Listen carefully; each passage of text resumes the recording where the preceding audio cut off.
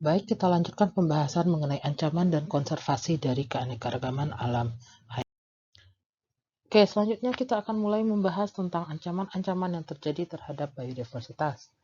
Kalau semua ancaman itu kita kelompok-kelompokkan dan kita urutkan, mana yang menjadi ancaman yang paling besar terhadap keanekaragaman alam hayati, maka kita bisa mendapatkan bahwa perubahan iklim itu merupakan ancaman terbesar yang terjadi terhadap keanekaragaman alam hayati. Karena dengan perubahan suhu yang terjadi di atmosfer, itu akan memberikan dampak yang sangat besar terhadap lingkungan. Karena bisa saja akan menyebabkan terjadinya musim yang tidak teratur, kemudian terjadi kenaikan pada level permukaan laut, ataupun juga terjadi pelelehan es yang ada di kutub.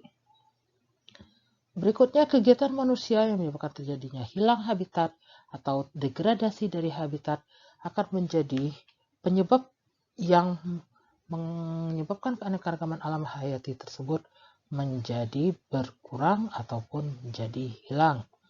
Kegiatan manusia yang lainnya yang akan memberikan dampak langsung itu adalah polusi yang dihasilkan baik ke air, udara, ataupun tanah. Kegiatan manusia dalam perdagangan ataupun membawa berbagai jenis bahan pangan ke berbagai wilayah di muka bumi ini akan menyebabkan munculnya spesies-spesies yang bersifat invasif terhadap spesies lokal yang ada di daerah tersebut. Overeksploitasi yang dilakukan manusia baik terhadap tanah, air, dan udara tentu saja juga akan menjadi ancaman besar bagi keanekaragaman alam hayati. Kemudian kegiatan manusia lainnya itu juga menjadi potensi besar baik secara langsung ataupun tidak langsung. Misalnya saja penyakit-penyakit baru yang muncul karena kegiatan manusia itu akan menjadi ancaman bagi keanekaragaman alam hayati.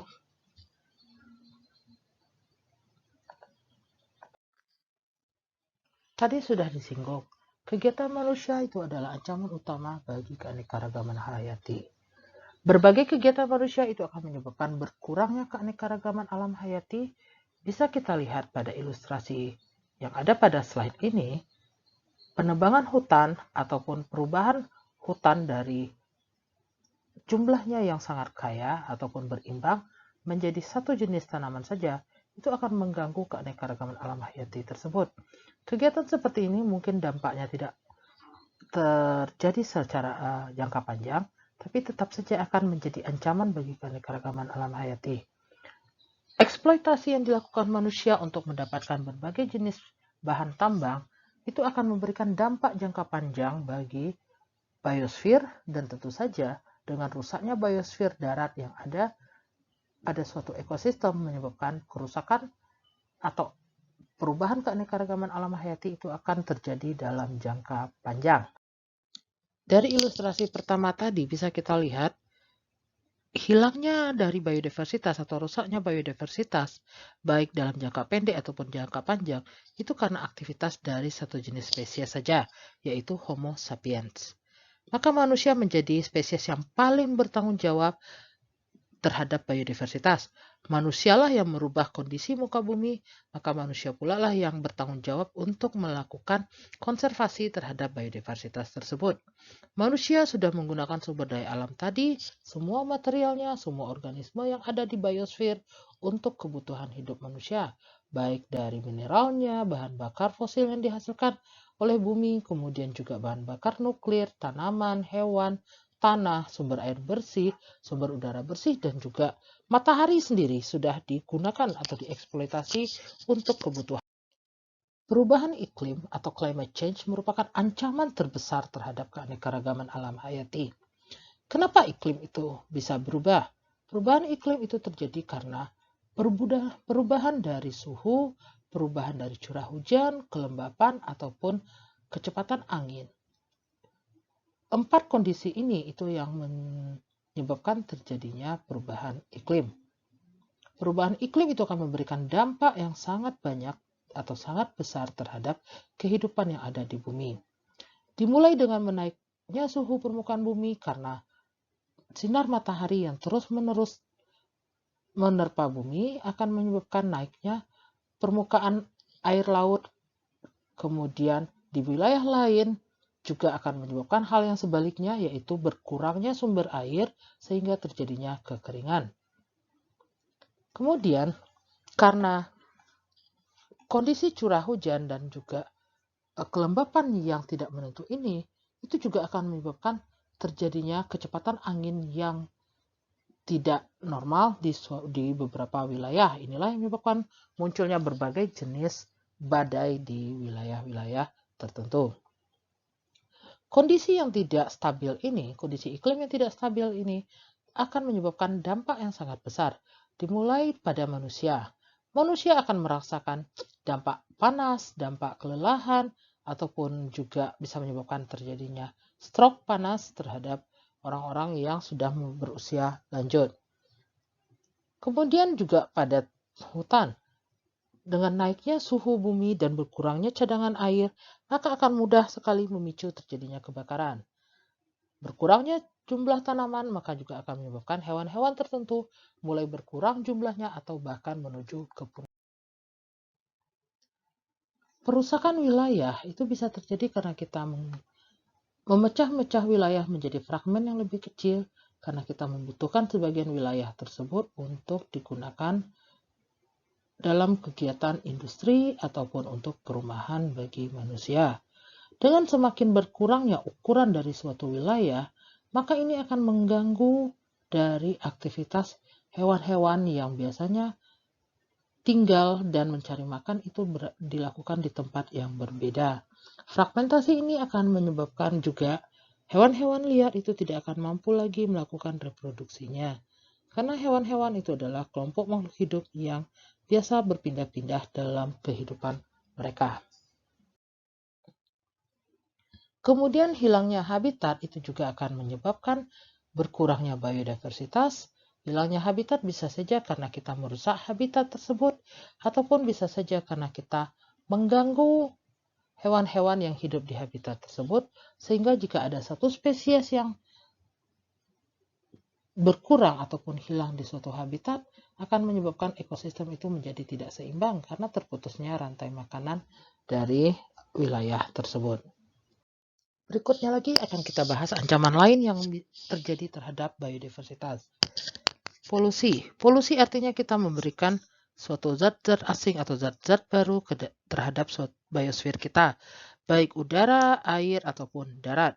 Zat-zat ini umumnya itu karena dia tidak secara alaminya berada di sana, maka akan bersifat toksik bagi organisme yang ada di biosfer tersebut.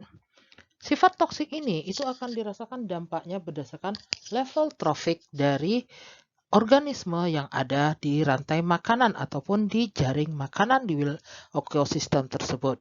Kita bisa lihat pada ilustrasi di samping ini.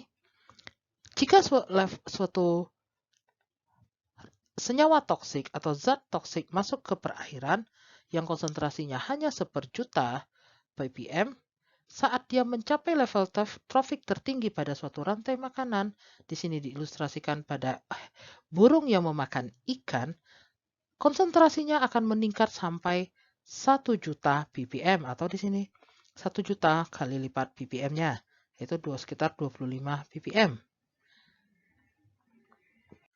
Perburuan dan pemanenan yang berlebihan juga menjadi penyebab yang akan merusak atau mengancam keanekaragaman alam hayati.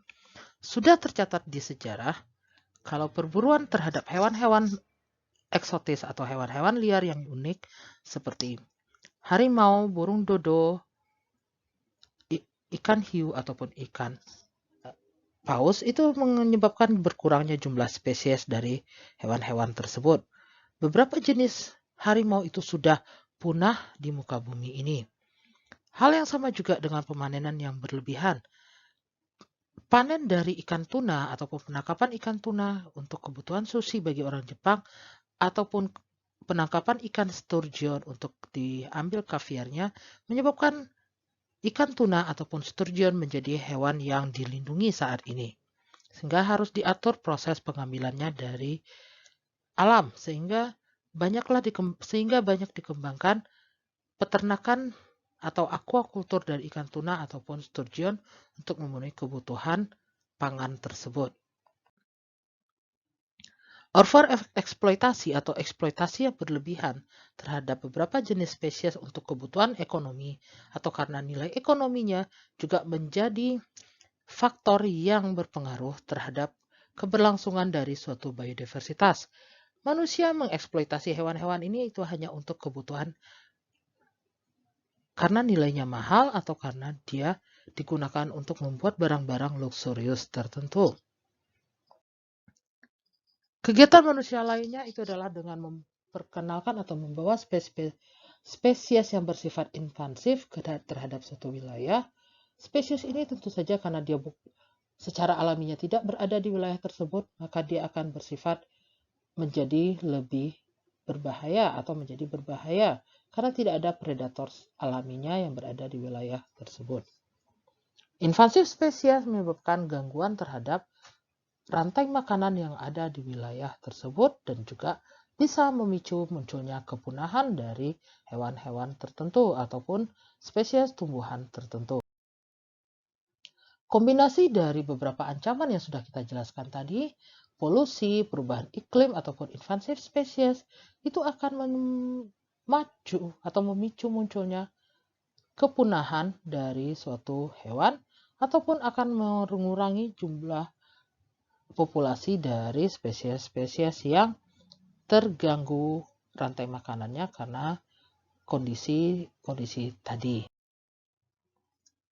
Hilangnya habitat itu bisa saja terjadi karena perubahan atau konversi dari suatu wilayah menjadi daerah perkebunan, perumahan, atau industri. Kemudian fragmentasi dari ekosistem oleh manusia dibutuhkan karena manusia memerlukannya untuk perumahan, transportasi, ataupun pertanian. Kemudian kita bisa saja juga mengganggu dari keanekaragaman alam hayati karena kita melakukan seleksi alam untuk memilih jenis-jenis spesies yang hanya digunakan sebagai tanaman pangan saja, sehingga ada spesies tertentu yang lama-kelamaan itu menjadi punah karena tidak pernah dikembangbiakkan lagi. Berdasarkan data yang dipelajari oleh para ilmuwan, ditemukan bahwa kepunahan dari suatu hewan itu terjadi karena kegiatan manusia sendiri. Perusakan habitat, kemudian memperkenalkan atau suatu spesies yang secara alaminya tidak berada di wilayah tersebut, serta perburuan itu menjadi 3 faktor utama yang menyebabkan punahnya suatu hewan. Kemudian, kepunahan hewan itu sudah tercatat dalam sejarah, itu terjadi sejak jutaan tahun yang lalu. Kepunahan hewan yang terjadi sejak jutaan tahun yang lalu itu diberi nama dengan kondisi masing-masingnya. Kita tidak perlu membahas lebih detail tentang 5 kepunahan massal yang telah terjadi di bumi ini. Tapi yang perlu kita bahas itu adalah kepunahan-kepunahan yang terjadi sejak masa modern, yaitu sekitar sejak tahun 1600-an. Beberapa kepunahan yang sudah tercatat bisa kita lihat pada tabel ini. Pada tabel ini kita bisa melihat kalau beberapa jenis mamalia itu sekitar 2,1%-nya sudah punah, baik yang berada di daratan atau di pulau-pulau kecil ataupun di laut. Kepunahan terbesar itu terjadi pada mamalia, kemudian diikuti dengan kepunahan yang terjadi pada jenis-jenis burung dan terakhir pada jenis tanaman berbunga. Laju dari kepunahan itu telah terjadi sejak beberapa abad yang lalu, kemudian kepunahan ini biasanya banyak terjadi pada pulau-pulau yang terpencil. Pulau-pulau terpencil ini sangat rentan terhadap kepunahan karena saat kita membawa suatu spesies yang tidak alami ke pulau terpencil tersebut, maka tidak akan ada predator alami dari spesies baru tersebut. Maka memperkenalkan suatu spesies yang tidak alami bisa juga menyebabkan munculnya suatu penyakit. Alasan lainnya kenapa di pulau banyak terjadi kepunahan itu karena ukuran dari populasi yang ada di pulau itu sangat kecil, maka jumlah yang spesies yang ada di sana itu cenderung juga relatif lebih sedikit jika dibandingkan dengan wilayah yang ukurannya jauh lebih besar. Sebagai contoh tentang kepunahan dari suatu hewan yang ada di pulau kecil itu adalah kepunahan burung dodo. Berdasarkan bukti yang sudah ditemukan oleh para ilmuwan, burung dodo terakhir kali itu ditemukan sekitar tahun 1662. Burung ini itu berada di Pulau Mauritius. Burung ini adalah jenis burung yang tidak dapat terbang karena dia berukuran sekitar 1 meter. Kemudian burung ini dekat kekerabatannya dengan burung merpati. Burung ini juga bertelur di atas tanah. Diperkirakan berdasarkan bukti-bukti yang ditemukan, burung ini punah karena kegiatan manusia, yaitu perburuan, dan juga karena adanya invasi spesies yang dibawa ke pulau tersebut. Sekarang kita masuk kepada bagian ketiga dari topik ancaman dan konservasi keanekaragaman alam hayati, yaitu ke bagian bagaimana biodiversitas itu dikonservasi atau dipertahankan. Untuk mempertahankan biodiversitas atau konservasi biodiversitas, telah dikelompokkan 2 metode. Metode pertama itu adalah mengkonservasinya secara alami, sedangkan metode kedua itu dengan bantuan manusia itu sendiri, yaitu secara artifisial. Secara alami itu disebut sebagai konservasi in situ, dan secara artifisial disebut sebagai konservasi ex situ. Untuk melakukan konservasi secara alami, kita bisa melakukan dengan konsep yang sederhana, yaitu melindungi wilayah dari biodiversitas tersebut. Perlindungan yang dilakukan bisa dengan cara membuat taman-taman nasional atau membuat daerah-daerah hutan lindung, atau juga dengan cara memperbaiki lagi kondisi biosfer dari daerah tersebut, baik biosfer terestrial atau daratnya, ataupun daerah perairannya. Konservasi in situ dilakukan oleh ex situ dilakukan dengan cara menyimpan bibit-bibit atau biji-bijian dari berbagai jenis tumbuhan ataupun juga menyimpan urutan gen dari suatu hewan dengan cara yang tertentu sehingga bisa nanti dilakukan lagi cloning ataupun membuat rekayasa terhadap spesies-spesies baru tersebut. Hal lain yang bisa dilakukan untuk konservasi artifisial atau ex situ itu adalah dengan membangun botanical garden ataupun daerah-daerah akuarium untuk merawat ataupun menjaga hewan-hewan yang atau tumbuhan tertentu sehingga mereka bisa berkembang biak kemudian dikembalikan lagi ke alam. Cara lain itu adalah dengan menjaga sendiri jenis hewan-hewan tertentu ataupun tumbuhan-tumbuhan tertentu oleh setiap individu yang memiliki kepedulian terhadap konservasi dari keanekaragaman alam. Kita akan bahas beberapa contoh dalam melakukan konservasi biodiversitas. Tadi sudah dijelaskan beberapa ancaman yang ada terhadap biodiversitas. Salah satunya itu adalah fragmentasi dari habitat. Bagaimana caranya supaya kita bisa menggunakan habitat-habitat yang kita perlukan tadi, tapi tidak mengganggu kegiatan harian yang dilakukan oleh hewan-hewan untuk mencari makan ataupun melakukan reproduksi. Salah satu cara yang sudah dipelajari orang itu adalah dengan cara membangun suatu koridor. Membangun suatu koridor alami ini, seperti ilustrasi pada gambar, membantu hewan-hewan tersebut untuk tetap bisa mencari makan di wilayah A di sebelah kiri jalan ini dengan wilayah di sebelah kanan jalan ini. Maka secara tidak langsung hewan-hewan ini akan mengira wilayah mereka tidak terfragmentasi. Biarpun kalau kita lihat wilayah ini tentu saja nyata-nyata sudah dibelah dengan adanya jalan utama atau jalan tol ini.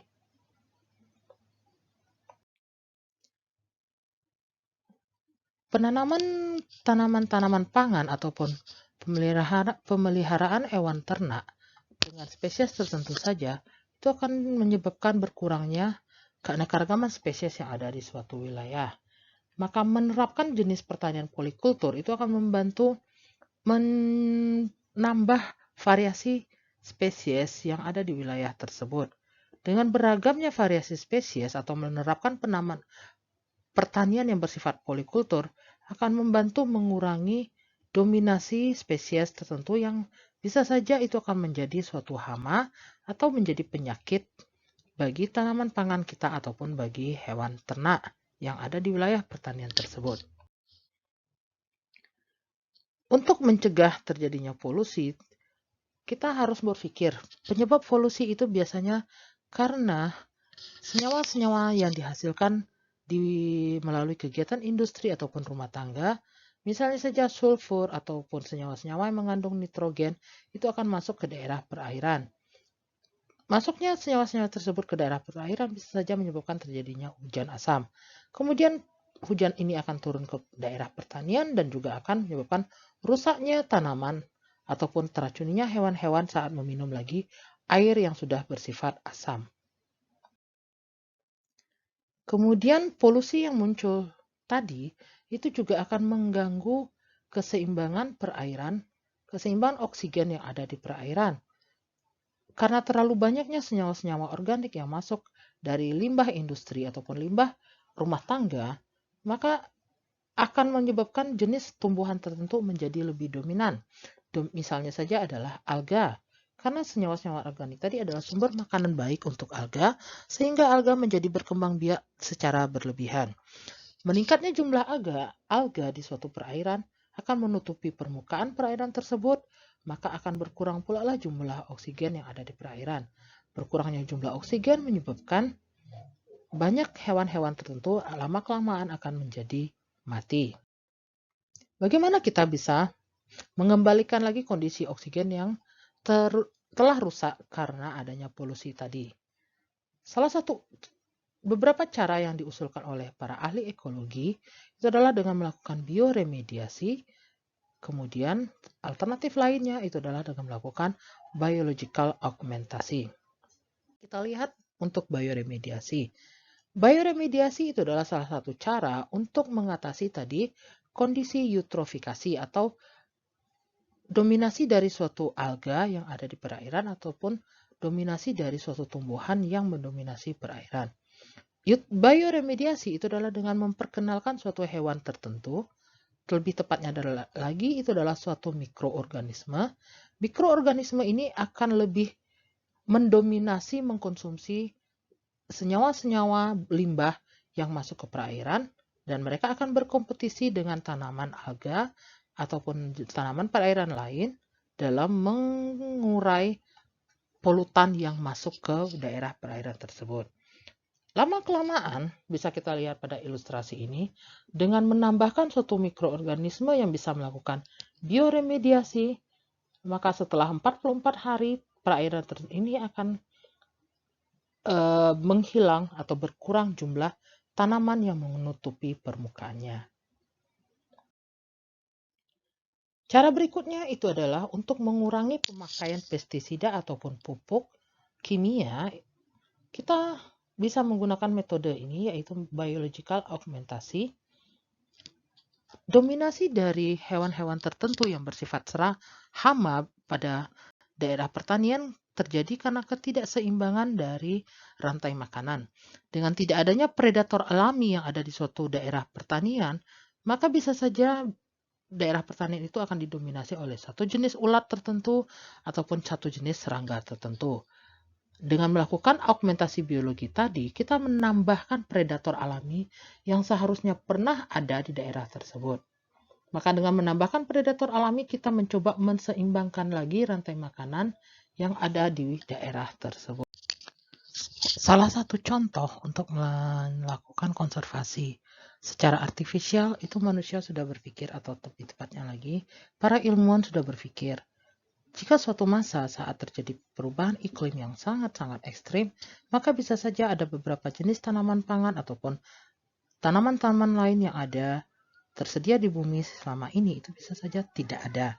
Maka untuk mengantisipasi kondisi ini, maka ada beberapa inisiasi ilmuwan di beberapa wilayah itu memulai menyimpan berbagai jenis biji-bijian dalam suatu tempat yang sangat aman, sehingga biji-bijian itu bisa terawetkan dalam waktu yang sangat lama.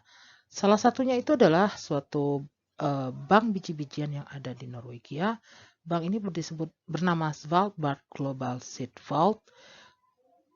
Bunker ini itu berada di daerah yang selalu beriklim dingin, jadi selalu ditutupi oleh salju, dan bunker ini itu akan berada jauh beberapa kilometer di bawah permukaan tanah.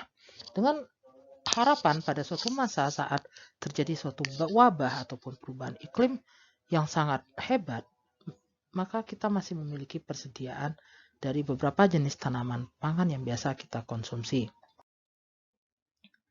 Kebutuhan dari habitat sebagai wilayah industri ataupun lebih banyaknya lagi itu adalah sebagai wilayah perumahan telah dipikirkan bagaimana manusia tetap bisa memiliki wilayah perumahan tapi tidak mengurangi habitat yang telah semakin sedikit tersebut. Maka difikirkanlah bagaimana caranya manusia bisa hidup berdampingan dengan keanekaragaman alam hayati ataupun biodiversitas itu sendiri. Bisa saja dengan integrasikan kegiatan manusia ataupun kehidupan manusia dengan alam, misalnya saja pada ilustrasi ini, ataupun juga membangun rumah secara vertikal, sehingga sejumlah rumah yang dibutuhkan itu bisa meningkat, tapi tidak mengurangi wilayah yang harus dihilangkan ataupun digunakan. Kebutuhan ini akan selalu bertambah, bisa kita lihat jumlah penduduk itu akan meningkat setiap saat, tetapi jumlah wilayah yang bisa digunakan untuk perumahan itu akan semakin turun jumlahnya. Kemudian kita sudah menyadari bahwa kepunahan dari suatu hewan itu akan selalu terjadi. Yang perlu kita kurangi itu adalah bagaimana mencegah terjadinya kepunahan massal. Untuk melakukan ini, berbagai upaya dilakukan manusia untuk mengurangi dari laju kepunahan. Nanti akan menjadi bagian dari tugas saudara dalam hal terkaitnya punahnya suatu hewan atau mulai hilangnya suatu hewan ataupun spesies karena kegiatan manusia. Untuk bagian akhir dari perkuliahan ini, saudara bisa melakukan review ulang terhadap pemahaman saudara. Di akhir perkuliahan, saudara harus menyelesaikan 2 tugas. Tugas pertama itu adalah secara individu, dan tugas berikutnya dikerjakan secara berkelompok melalui media online. Silakan lihat beberapa bentuk tugas di media e-learning saudara.